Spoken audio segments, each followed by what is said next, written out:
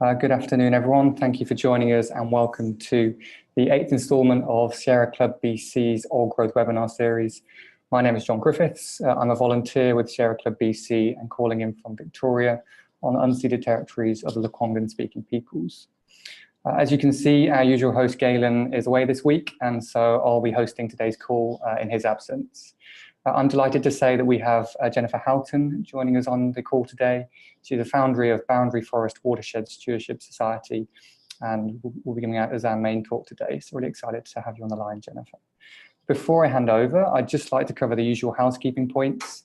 So for those using Zoom on a computer, you'll see an icon at the bottom of the screen that's marked chat, and clicking on this opens up the chat box.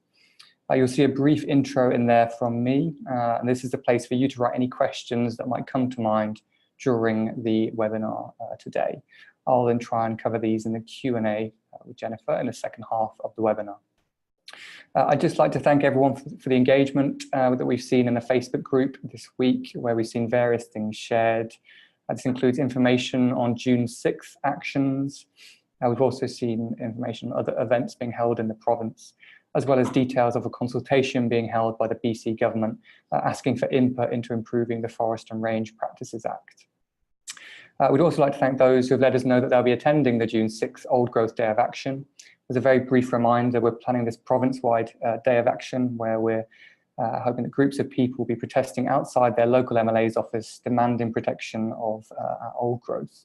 Now, we're aware of events in Vancouver, Victoria, Courtenay, the Sunshine Coast, Oliver, Campbell River and the Lower Mainland. And you can see the events that are planned by clicking on the link that I shared in the chat box. If you're not yet involved, then take a look and hopefully you can join us on the day. As always, if you have any questions or talking points that come to mind after today's webinar, then the Facebook group is the best place for these.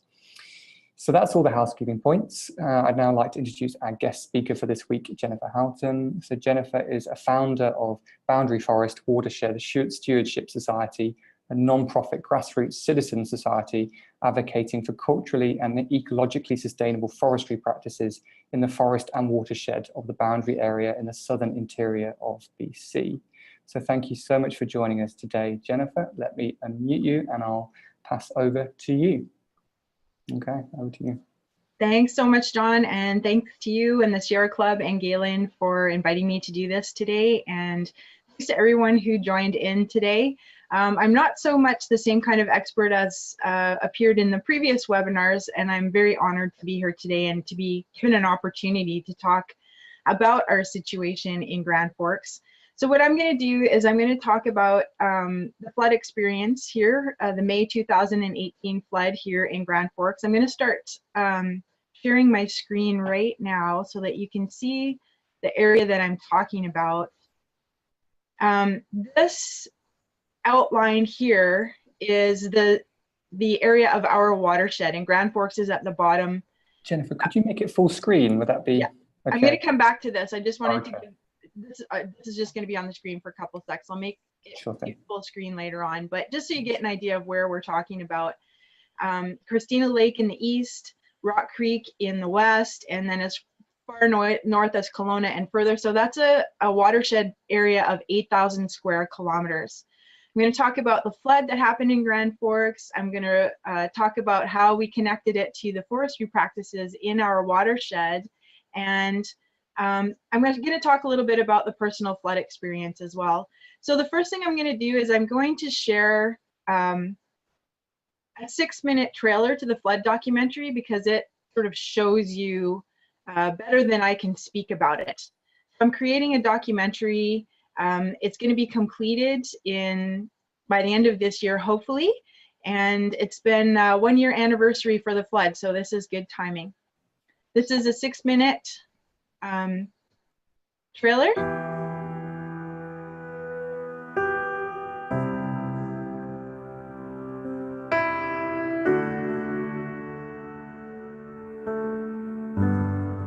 I thought I was ready, but the sandbags weren't enough.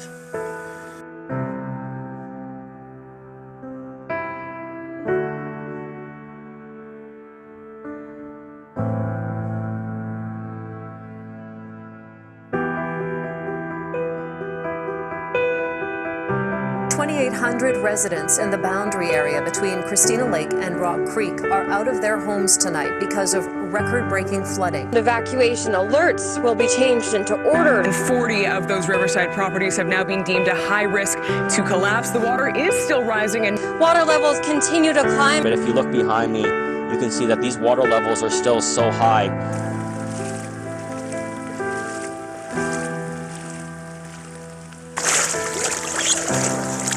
That water line on the house is at my chest height.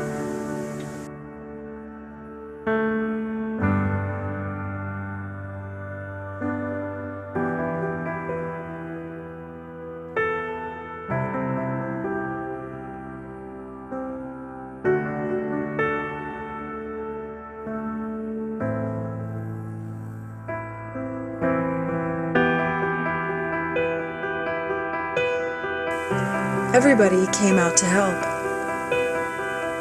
Everybody. And yet,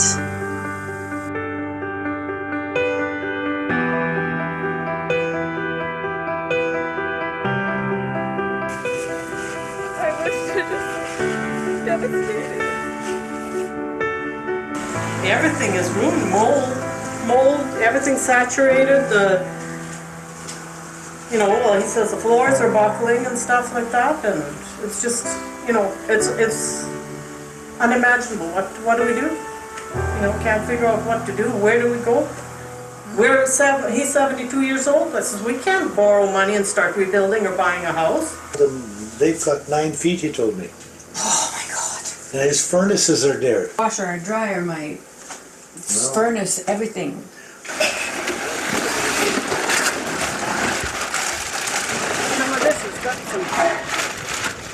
Stinking in here.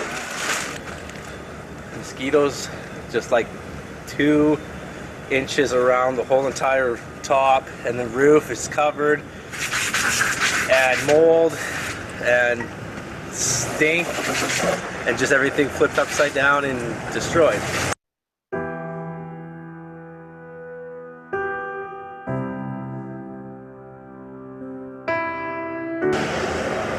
They'll get around to where we can find out what's here before we are forced to bring our kids back to here. I mean, I just don't think we'll do that no matter what. But we want to know it's safe to bring the kids back here.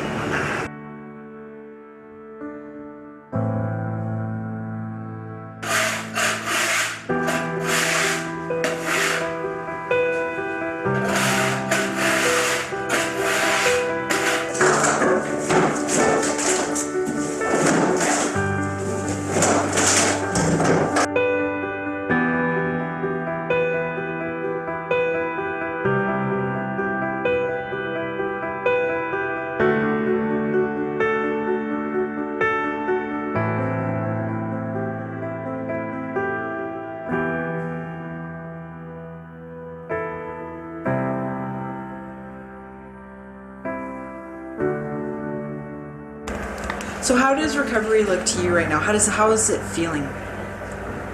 Kind of bleak.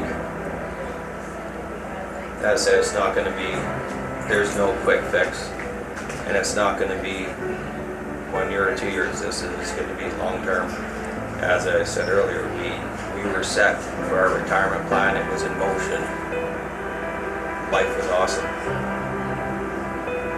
What this means now, I don't know. It depends on how long it takes to rebuild, what the cost is. Instead of being mortgage free at 58, we could still be paying a mortgage on a new place or still trying to fix the place at 68.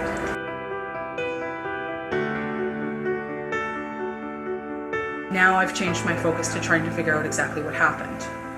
Because we've never had water on our property before, I want to know where it came from. And I want to make sure that they fix it, because this can't happen again.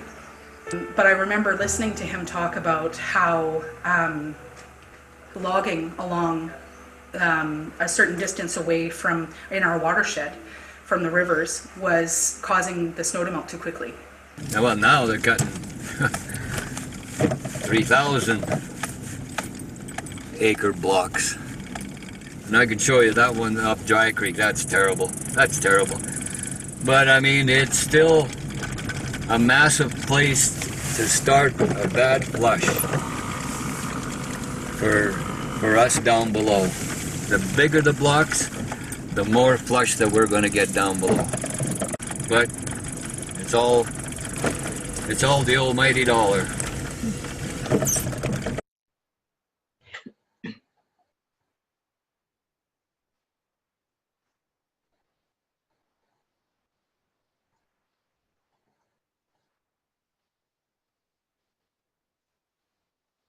All right, so climate change is a personal experience. Deforestation is a personal experience. And I'm going to talk a little bit about my personal experience. I'm going to share my PowerPoint here. Make it bigger.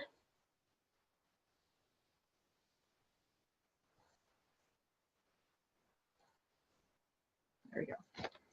Okay, so once again, this is our watershed, and we're at the bottom of the drainage basin. There are two main rivers in our watershed. There's the Granby River on the east side, and then there's the Kettle River, which kind of winds down from the west, and it goes down into the States too. Our watershed does not obey international boundary marks. And this is my house, and this is just a few days after the flood of 2018. And I'm going to share what happened before the flood.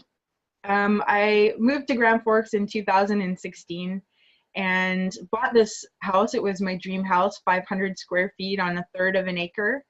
And in 2017, in April of 2017, I wanted to help other people find their dream houses in Grand Forks because I loved it here so much. So I got my real estate license on April 17th. And 2 weeks later, I had my first showings, and I was so excited. It was a Saturday morning. I got up at 8:30, was heading out the door, and it was raining. This was 2017. And the river was quite swollen, and my yard was kind of wet. But I thought, well, if it's going to flood, I was told that the fire chief will declare a state of emergency, and they'll send out sand and sandbags. And I hadn't heard anything. So I thought, well, we're safe. So I went off to do my showings at Christina Lake, came back to my house at noon, and I couldn't get down my road because the water was across it. I walked to my house, the water was creeping up to my house, and I panicked, and I phoned 911, and the fire department said, well, we'll send you out a truckload of sand and some sandbags. By the time those got there 3 hours later, there was already 6 inches of water in my house. In the meantime, a whole bunch of neighbors came out of the woodwork. People in their 60s and 70s came over and they said, how can we help? So it was kind of cool to get to know my neighbors for the first time. And those people in their 60s and 70s, they spent the rest of the day in ice cold water helping me sandbag the house. It was too late, however, and I ended up with 1.5 feet of water in my house. And I spent the rest of 2017 figuring out how to deal with this because there weren't a lot of people that year who had gotten flooded. I did get some financial help, EFA, I'll talk about that later. I did have to scramble to find myself a place to stay while I was fixing up my house. And then January of 2018 rolled around and I was hearing all about how our snowpack was so huge this year. And I started to wonder, are we going to flood again in the spring of 2018? March rolled around. I was looking at the water level data, the USGS water level of the Kettle River at Ferry, and the water levels were rising and rising and rising. So I went to a meeting of the local Kettle River Watershed Authority, and I said to the Regional District of Kootenay Boundary, hey, it looks like we're going to flood this year. What are you guys going to do to help prevent it? And I got this response. And I was told, well, there's nothing that we can do. The province won't send us any resources until a state of emergency is declared. And we can't declare a state of emergency until after it's flooded. So we were on our own, even though we knew it was going to flood in spring of 2018. So I managed to put together a sandbag wall of 3 feet around my house, and I thought I was ready. But the water level went to 4 feet at my house. So that's my house post-flood 2018. And this is what it looked like inside my house. There's me in the house just after the water level went down. And this is pretty typical of what most of the houses in Grand Forks look like post-flood. There were 400 homes impacted and 30 businesses. It hit the downtown core, and that's where, you know, there's a lot of really old buildings there built in the 1920s and 30s, and those were hit hard. I'm going to go back a few steps, and I'm going to share a little bit more about my personal story, because we hear about climate change in terms of how it's affecting the planet, but it's affecting people, and it affects us on different levels. So in the days leading up to the flood, when I was getting prepared, my boyfriend, who has a home here in Grand Forks and a home in Kelowna, he said to me, I want my house to be a sanctuary for you when the flood hits. So you can stay here when the flood comes and bring some of your stuff over and feel at home here. So the flood hit.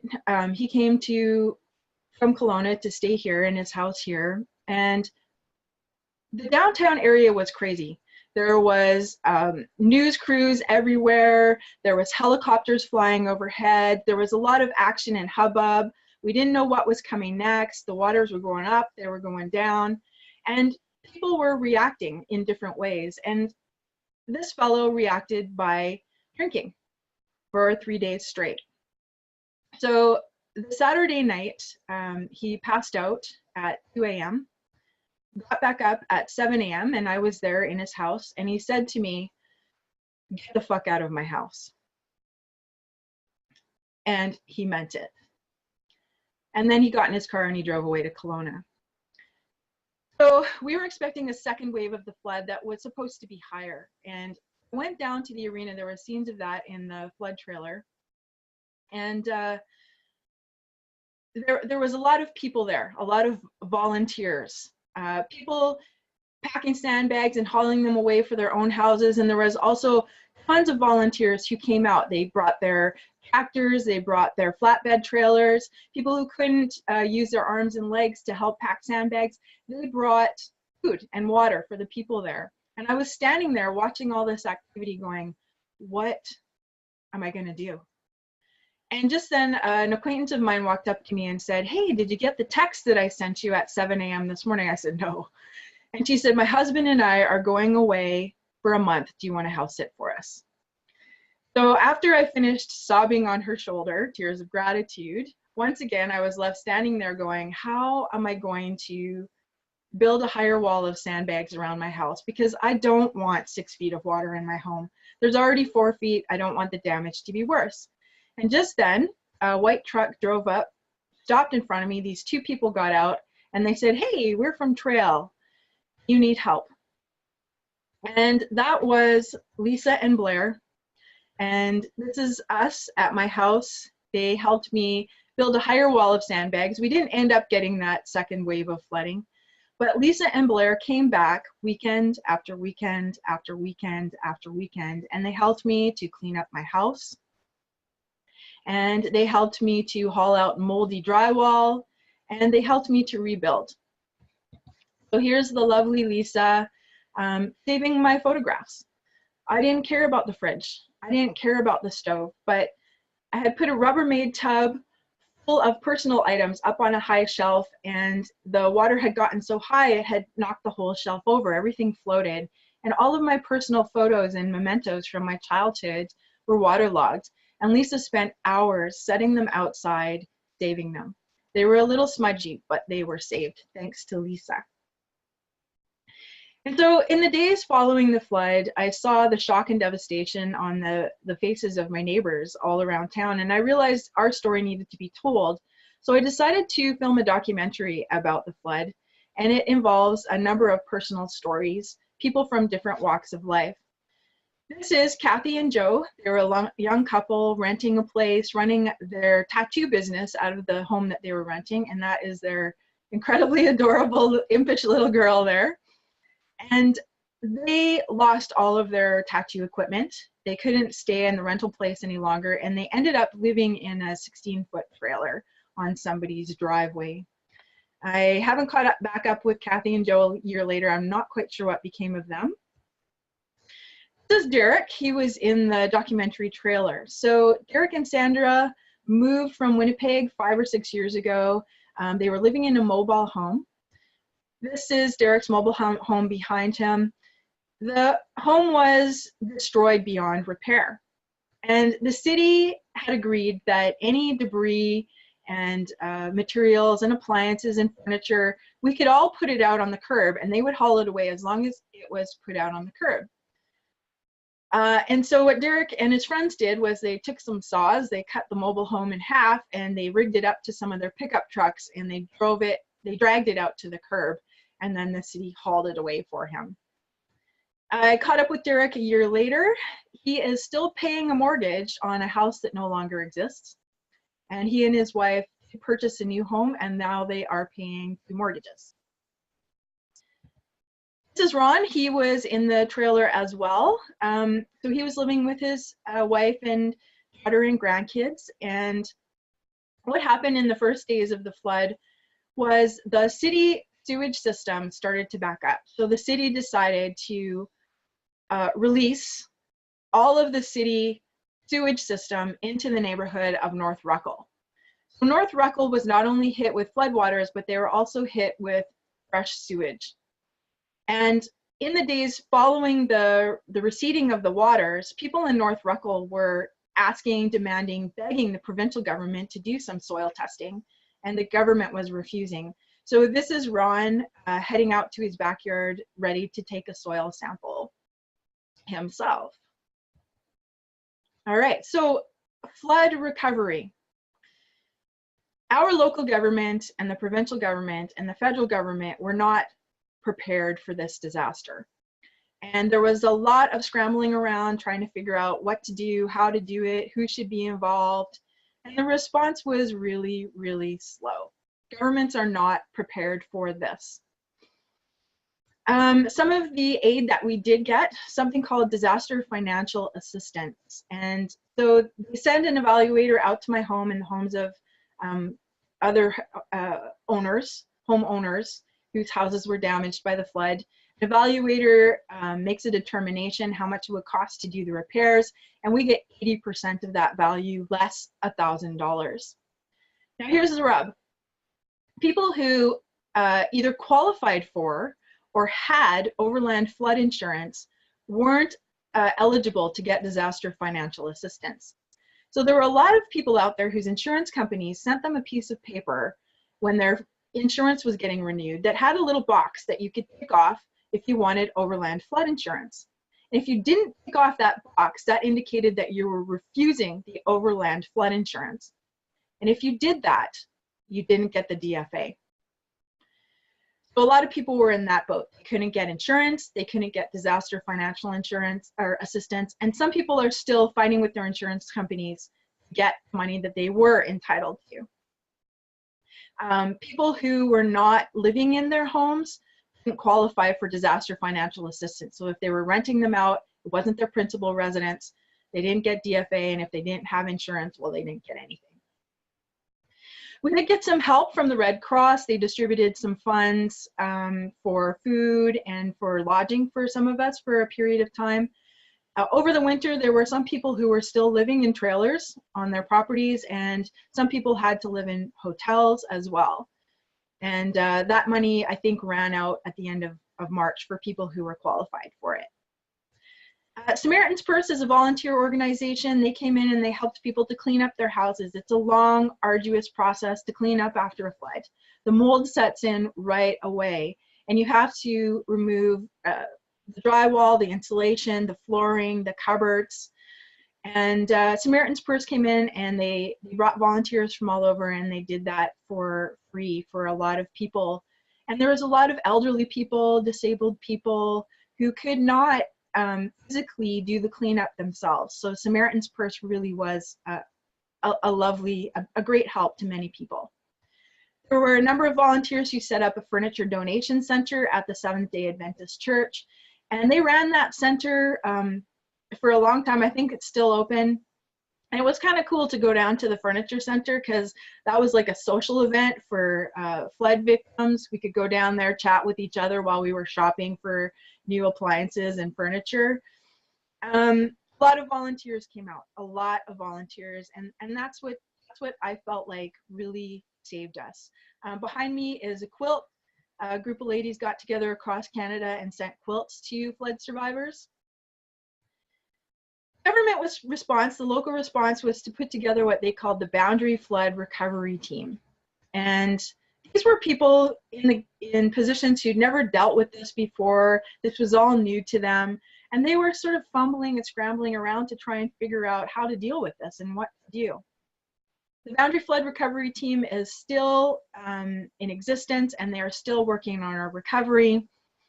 They have applied for $49 million from the federal government for dikes and berms, flood mitigation measures, and buyouts.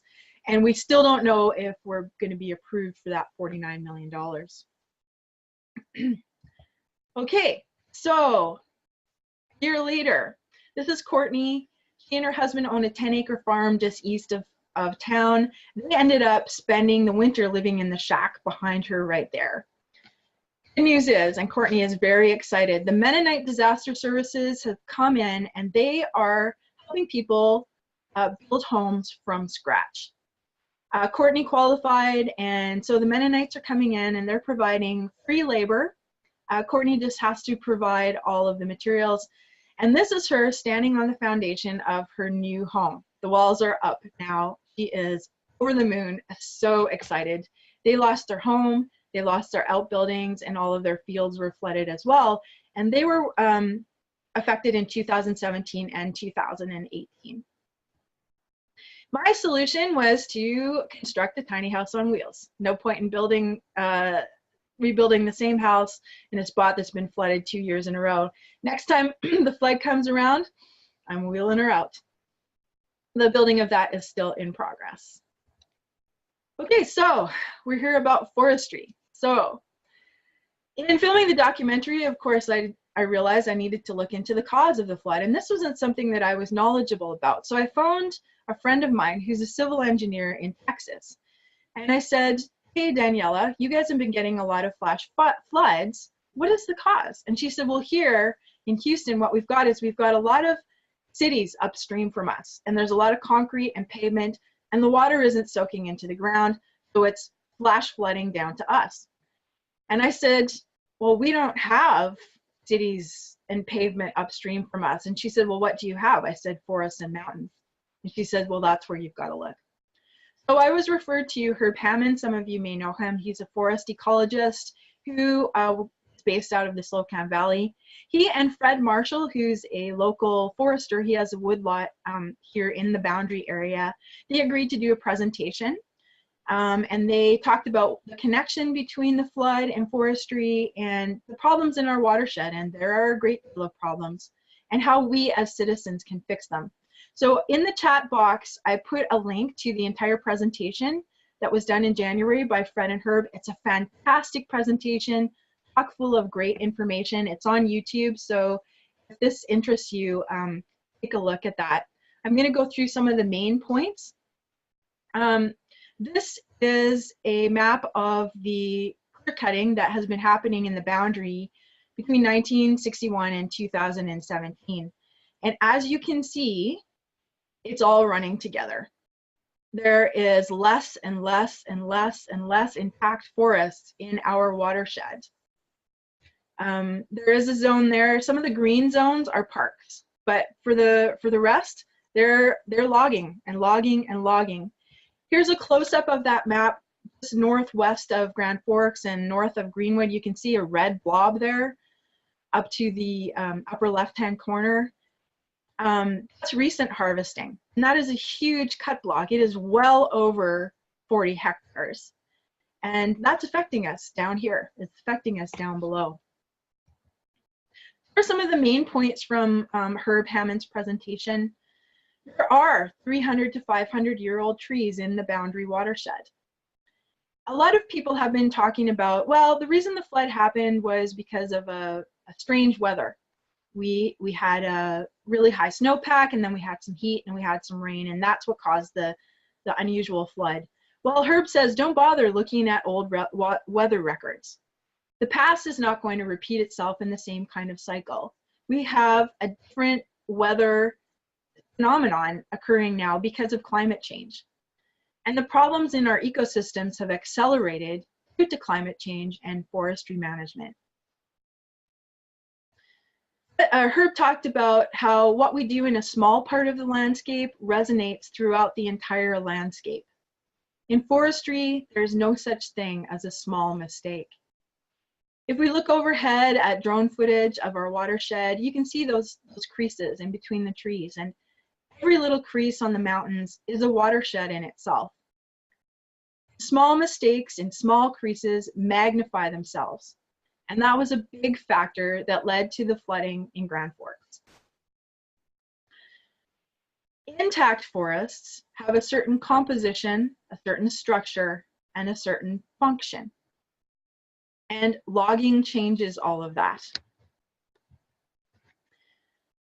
Intact forests conserve our water for us.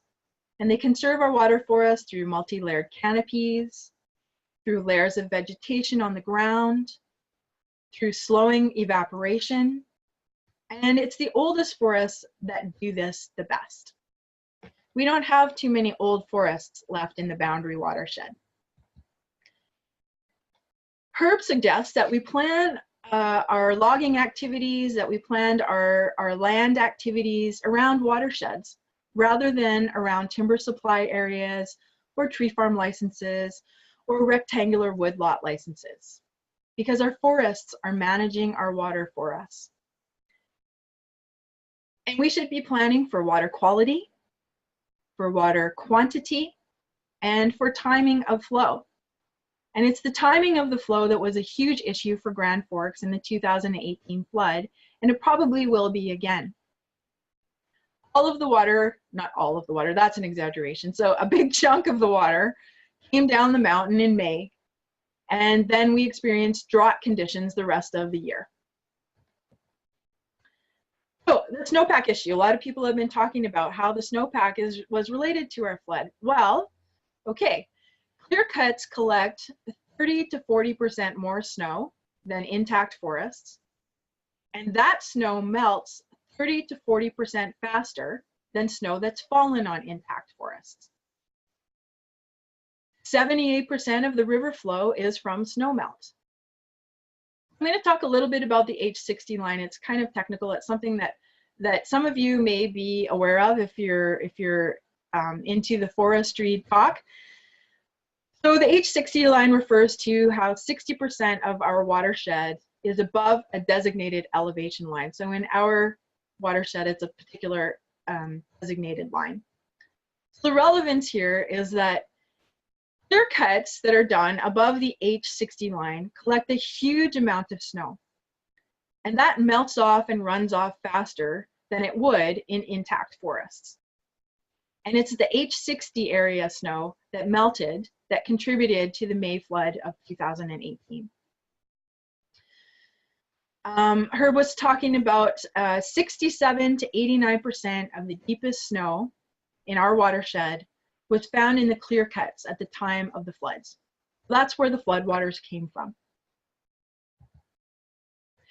Fred Marshall also made a great presentation, and that's included in the link for YouTube. He talked about, I can't even begin to, he took a long time to get through the number of problems, ecological problems in our watershed. For example, there are 15,000 kilometers of forest roads in the Boundary. And those forest roads have over 10,000 stream crossings. And there's issues with sediment and loss of stream function and erosion, and there's studies that show that. Also, people are estimating that the allowable annual cut in the Boundary TSA has been overestimated by 20%. And there's a number of reasons, and those are listed in Fred's presentation. Those are just some of the problems, and those ones in themselves are huge enough. All right, so how do we deal with this? Those are the problems. What can we as citizens do? Well, we can start talking about ecosystem-based conservation planning. And Herb has a book called Maintaining Whole Systems on Earth's Crown. It's a great book, lots of detail in that about ecosystem-based conservation planning. He also talked about applying the precautionary principle when it comes to how we're using our land, what we're doing to our forests, the decisions that we make in regard to our land. So if the precautionary principle is being applied, that means that someone proposing an activity has to prove that it would not cause an unacceptable level of harm before they do it.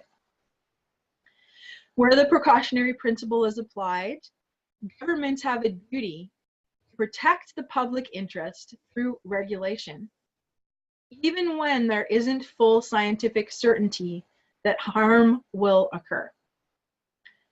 So from my perspective, I want to take that further.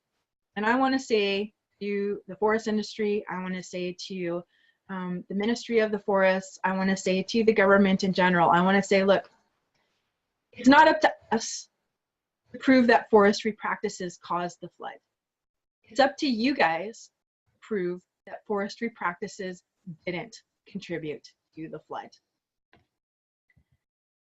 right, so we have formed a society in Grand Forks to help deal with this. Actually, it's not just Grand Forks, it's the entire boundary area. We've got a diverse group of people. We've got retired loggers. Stan was one of them. He was in that trailer. We've got people who are retired from the Ministry of Forests and the Ministry of the Environment. We've got flood survivors, and we've got people who just darn well love the forests and they're concerned about what's happening here. The ultimate goal for our group is to restore the ecological integrity of our watershed.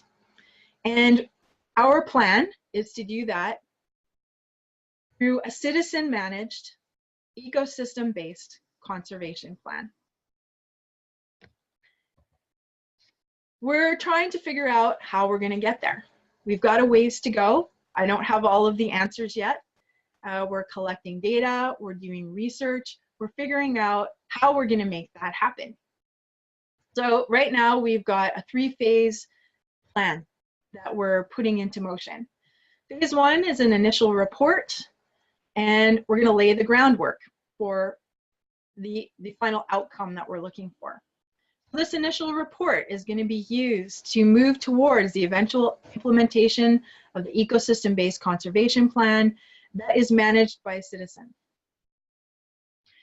Along the way, we're going to have to collect data, we're going to have to do research, we're going to have to look at case studies, we're going to have to bob and weave our way through legislation and figure out how do we find a way so that citizens have some say in what's happening to our land. I just spoke to a ministerial assistant with the Ministry of Forests a couple of days ago, and there's rumors that the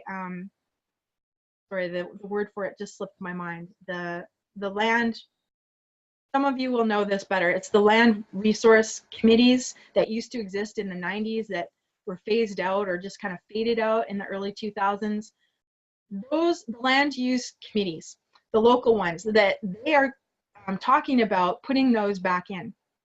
I'm not quite sure what our citizen management is going to look like, but we're going to have to figure that out. And along the way, we're going to have to build some allies. We're going to collaborate with local and provincial government and the other stakeholders. We're looking at solutions. We're looking at best practices. We're looking at opportunities. The way the province has been managing our watershed hasn't worked. It's taken us from a healthy watershed to an unhealthy watershed. So we've got this unhealthy ecosystem, and we want to move towards a healthy ecosystem. There's more than one way to get there. We're going to have to do some jutting and moving and shifting along the way, figure it out. The path isn't clear, but this is our ultimate goal, and it's a big, bold, bright, beautiful goal. And we're talking about 2 things. We're talking about how to solve the problems, and we're also talking about what the benefits are going to be. When we restore the ecological integrity of our watershed, we're also looking at creating long-term jobs. We're looking at creating a long-term plan, not 5 years, not 10 years. We're looking at 50 years and 150 years and 300 and 500 years down the road. And when the local people who are impacted by what's happening on the land have a say in how the land is being used, then we look at longer term plans instead of just looking at short-term profits. I for one don't have confidence that the provincial government, if it's left up to them, that they're going to be thinking about these things. They're going to look at long-term planning, that they're going to focus on the ecological integrity of our ecosystem. They're focused on stumpage revenues and exports and topics like that, and they're getting bogged down in those things, and there's no vision. The province does not have a vision for our forests and for our ecosystems. And I truly do believe it's going to be up to the citizens and grassroots movements to push this and to make this happen. So phase 2 of our plan, we're going to design the ecosystem-based conservation plan and create a path to local governance. Like I said, I'm not exactly sure what form that local governance is going to take. We're going to work on that one. Phase 3, establish a citizens committee, again, whatever form that takes, and implement the ecosystem-based conservation plan. Time frame for making this happen, we don't know. It's kind of urgent though. We are in crisis. I spoke with someone in the operations department with Ministry of Flynn 2 days ago about some of our concerns. And she was at Herb Hammond and Fred's presentation, and she doesn't share our perspective that our ecosystem in the boundary is in crisis. So there's something that we are faced with. Okay, so Boundary Forest Watershed Stewardship Society. It's a mouthful. It's not a sexy name, but it describes us pretty well. We're going to participate in the June 6th Day of Action for the Forests. We're going to show up on the doorstep of our MLA, Linda Larson. We're going to write some letters. We're asking for changes to legislation, and we want those changes to reflect that we want public control of public land, so that it's no longer people who are in the employ or who are associated with forestry companies and the timber industry who are making the decisions about our ecosystems. Second thing we're asking for is that forestry practices maintain the structure and function of our ecosystems. This is highly important to our safety. We need to protect the streams, the animals, the habitat, the forests. We need to minimize logging.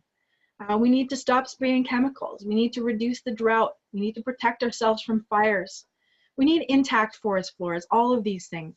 Forestry practices should be addressing these things. Number 3, we are asking that the government change the legislation so that we have a value-added economic model, so that we're keeping profits and jobs in BC in the long term. So let's look at cutting fewer trees and manufacture them here in BC in a way that's different, so that we're making more money and cutting less trees. So that's our plan for the June 6th Day of Action, writing some letters along these lines and taking them to our MLA and showing up on her doorstep with some signs as well. All right, I'm going to stop the share. Thank you guys very much. That was a lot. Did I go over? No, that was really, really insightful, very moving. So thank you so much for sharing your personal story with us. So yeah, we definitely got time for a few questions. There's been some that have come into the chat box. So the first from Terry was, has the company who clear cut the land or the companies been held responsible in any way for the flooding? No, short answer. So what happened, as soon as I started advertising in January that Herb and Fred were going to make a presentation about the link between forestry practices and the flood, Interfor and Vaughan put together a delegation and they made a presentation to our city council saying that there is no connection between what they're doing and the flood. How do we hold them responsible? I don't know. Maybe that's something we all need to work on across the province. Thanks. And then from Meda, I think you slightly touched on this. How would the composition of a citizens committee to manage the forest be determined? Do you have any ideas about how that would, the structure of that? That's a good question, and that's something we've got to figure out. I don't have the answers for that yet. We got to figure out how we're going to work it in the legislation. Land use planning committees, that's the word I was trying to remember, land use planning committees, that's the type of local management that the province is kind of talking about bringing back into existence. Maybe that's it. I don't know exactly how we're going to make that happen. We've got to figure that one out still. Good question. And then, yeah, I mean, your story is a really inspiring one, especially the way you've become, you know, an activist on this issue. You know, how have you found the experience of becoming an activist? Do you have anything to share in relation to, you know, becoming more engaged in activism in relation to this? You know, the flood experience was a journey, and during the flood, when you go through that kind of a disaster, you experience every human emotion, and you experience in a short period of time. It goes all over the place. And what that did is it gave me a purpose. I've sort of dabbled in, you know, doing stuff in my personal life, trying to do things for the environment as much as I possibly could. In my personal life, I never addressed it in a really big way. And I feel like the flood gave me a purpose, and now I have the drive. And because I was impacted directly, I feel like I can't stop now. I can't unsee what I've seen. It's been really great getting together with other people and seeing what types of people have as much love for the forest as I do. So I've met a lot of people across the province as well as locally. So I'd have to say it's been a really fulfilling experience to become an advocate. Thanks. And yeah, one more from Meadow here. So do you still find resistance to activism on a local level, even after the floods, from people afraid for their livelihoods? Don't mean corporations, mean the workers and their families. Yeah, so one of the fellows who's in our group was a logging truck driver. He got flooded, and he quit being a logging truck driver because of that. But he is still working in environments where there are other logging truck drivers, and there is resistance from them. At the same time, I'm also hearing that some of them are as equally concerned. They're concerned about their jobs in the future. Our local mill, Interfor, just announced a shutdown for the month of June. There is resistance locally from BCTS staff, from I think more from the higher ups who are associated with the timber industry than from the workers. I haven't spoken directly with any of them. I hope to hear their perspective at some point along the way. Thanks. Okay, just looking at the clock, I think yeah, best to draw the discussion to a close there. So Jennifer, thank you so much for sharing your story with us today. You know, we wish you all the best, and the people of Grand Forks all the best over, you know, the coming years. And yeah, it's a really inspiring story. So thank you so much for sharing. Thanks, John. Thanks, and thanks for everyone on the line for joining us, and you know, for your engagement today. Remember, if you have any questions following today's talk, then the Facebook group is the best place to put these. Before we go, I just wanted to say that there's no webinar next week, so no webinar next week, because this is the June 6th Day of Action that will be being held at MLA's offices across the province.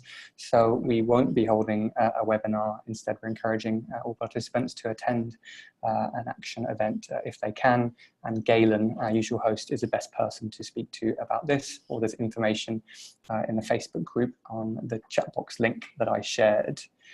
We then have one final exciting talk lined up for you the week after next, so on Thursday, June 13th, where we have Mark Worthing joining us. Mark is Sierra Club BC's Flathead Outreach Coordinator, as well as an activist, founding member of Tanker Free BC, conservation enthusiast, community builder, and small business entrepreneur. Mark's been in the forests and in the clearcuts for the past month, and he'll be reporting back on what he's seen, you know, what's going on, what old growth timber auctions are coming up, and what we can do about this. He'll also be reporting back on the June 6th Day of Action and what went on at different events. So thanks again. If you've enjoyed this webinar series, we invite you to become a sustaining member of Sierra Club BC by making a monthly donation. Your support for our mission of defending BC's natural environment within the urgent context of climate change is deeply appreciated.